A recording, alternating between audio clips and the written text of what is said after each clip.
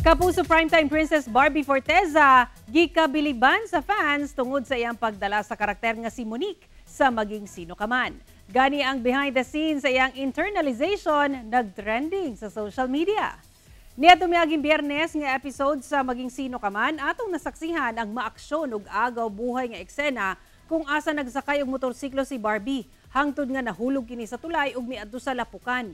Tungod ini gidayeg ang katakos ni Barbie sa aktingan. Gani kagahapon, gipost sa GMA sa TikTok ang behind the scenes sa iyang internalization sa maong scene.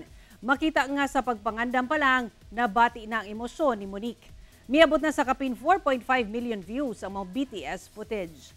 Samtang sa Royal Blood, atong nasaksihan gabi kung kinsa ang mipatay kang Gustavo Royales. Walay lain, kundi si Margaret. Apan kinsa ka ang iyang kakonsabo sa pagpatay.